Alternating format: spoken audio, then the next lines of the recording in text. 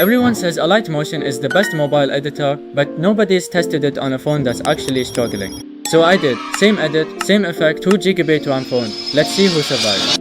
Quick specs so you know this is real. 2 gigs of RAM, budget chipset, barely any storage free. This thing struggles opening Chrome. So yeah, perfect test subject. First test, just opening the timeline.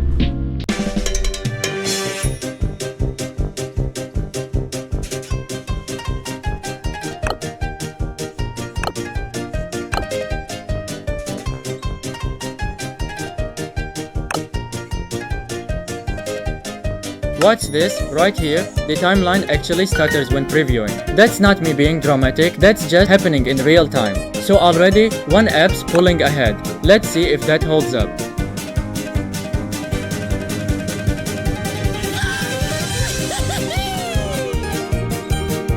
Alright, render test. Same settings, starting both right now.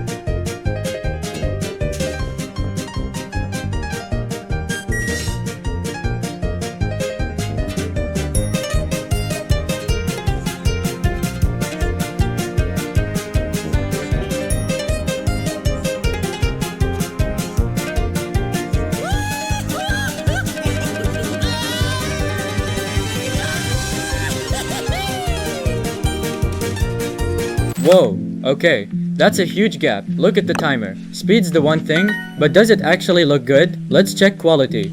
My brothers, I will never betray you again.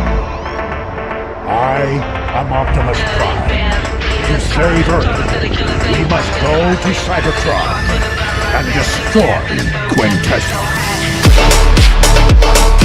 Did you forget who I am?